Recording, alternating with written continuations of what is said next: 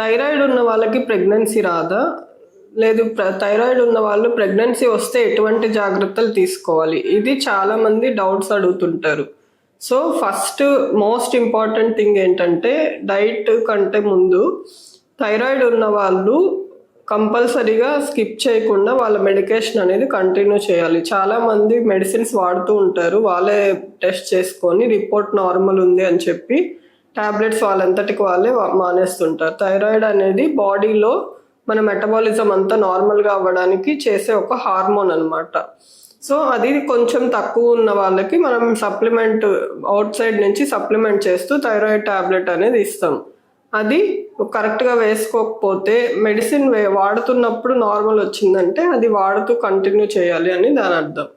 Next, pregnant పేషెంట్స్లో thyroid నార్మల్గా ముందు నుంచి ఉన్న వాళ్ళకి కొంచెం డోస్ రిక్వైర్మెంట్ అనేది ఎక్కువ ఉంటుంది. మీ డాక్టర్ ఏ టైంకి చెప్తే ఆ టైంకి కరెక్ట్గా చెక్ చేసుకొని డోస్ అడ్జస్ట్మెంట్ చేసుకోవడం అనేది చాలా ఇంపార్టెంట్. దాని తర్వాత ఫుడ్స్ విషయానికి వస్తే, ప్రెగ్నెన్సీలో ప్రొజెస్ట్రాన్ వల్ల ఎక్కువగా ఒక్కొక్కసారి కాన్స్టిపేషన్ అలా ఉండొచ్చు. దానివల్ల ప్లస్ థైరాయిడ్ ఉన్న వాళ్ళలో అది ఇంకా ఎక్కువ ఉంటుంది. సో ఎక్కువగా ఫైబర్ రిచ్ డైట్ అంటే బీన్స్, ఆకుకూరలు ఇలాంటివి ఎక్కువ తీసుకోవాలి. నెక్స్ట్, బేసల్ మెటబాలిక్ రేట్ థైరాయిడ్తో పాటు కొంచెం తక్కువ ఉంటుంది కాబట్టి షుగరీ ఫుడ్స్ ఇట్లాంటివి అవాయిడ్ చేయాలి. ఇన్ఫ్లమేషన్ అవన్నీ కంట్రోల్ అవ్వడానికి మంచి మినరల్స్, విటమిన్స్ ఉన్నవి ఫ్రూట్స్, వెజిటేబుల్స్ ఇలాంటివంతా తీసుకోవాలి. దాంతోపాటు నార్మల్గా బ్రొకోలీ గ్రూప్ ఆఫ్ వెజిటేబుల్స్ని అవాయిడ్ చేయమని చెప్తాం.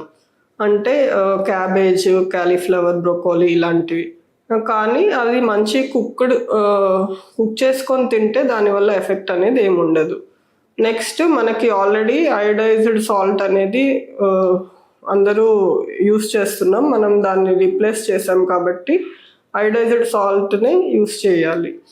సో ఈ టిప్స్ పాటిస్తూ కరెక్ట్గా రెగ్యులర్గా థైరాయిడ్ మెడికేషన్ యూస్ చేస్తూ ఉంటే ప్రెగ్నెన్సీ అనేది మంచిగా సక్సెస్ఫుల్గా కంప్లీట్ అయ్యి 9 monthsతో బేబీతో హ్యాపీగా ఇంటికి వెళ్ళొచ్చు.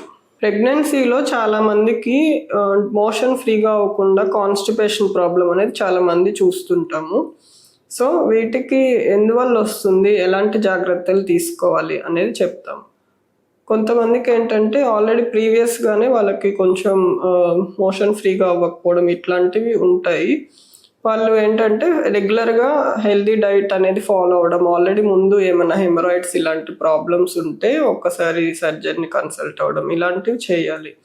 అలా కాకుండా ప్రెగ్నెన్సీలోనే ఎందుకు ఎక్కువ అవుతుందంటే, ఒకటి ప్రెగ్నెన్సీలో డెవలప్ అయ్యే నార్మల్ ప్రొజెస్ట్రాన్ హార్మోన్ వల్ల స్పింక్టర్స్ అనేటివి కాంట్రాక్ట్ అయ్యి, అంటే దాంట్లో ఇంటెస్టైన్స్లో ఉండేటివి మొటిలిటీ అనేది తగ్గుతుంది అనమాట. దీనివల్ల వాళ్ళు కొంచెం కాన్స్టిపేషన్ అనేది బాగా చూస్తూ ఉంటాం. నెక్స్ట్ వచ్చేసి నెలలు గడిచే కొద్దికి 7-8 months అయ్యే కొద్దికి ఆ యూట్రస్ యొక్క దాని సైజ్ వల్ల లోపల పేగులు కొంచెం బ్లాక్ అవుతాయి. దీనివల్ల కూడా చూస్తుంటాం. నెక్స్ట్, నార్మల్గా ప్రెగ్నెన్సీలో ఐరన్ సప్లిమెంట్స్ అనేటివి ఇస్తాం. ఐరన్ వల్ల కూడా కొంచెం కాన్స్టిపేషన్ రిస్క్ అనేది ఉంటుంది. సో ఈ ప్రెగ్నెంట్ వాళ్ళలో మోషన్ ఫ్రీగా అవ్వకపోవడం అనేది చాలా కామన్ అనమాట.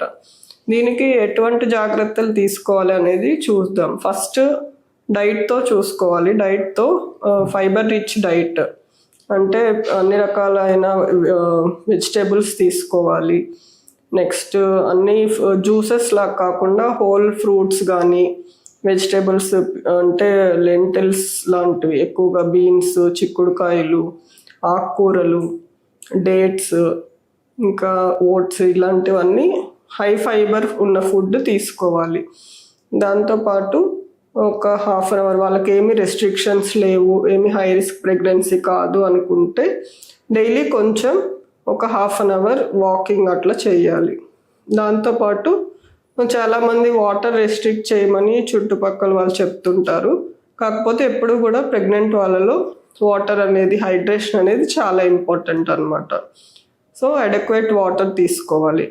వీటన్నిటితో కూడా అంటే డైట్, ఎక్సర్సైజ్ వీటితో కుదరట్లేదు అంటే అప్పుడు డాక్టర్ని కన్సల్ట్ అయితే కనుక డెఫినెట్గా కొన్ని స్టూల్ సాఫ్ట్నర్స్, సిరప్స్ కానీ అట్లాంటివి ఇస్తామన్నమాట.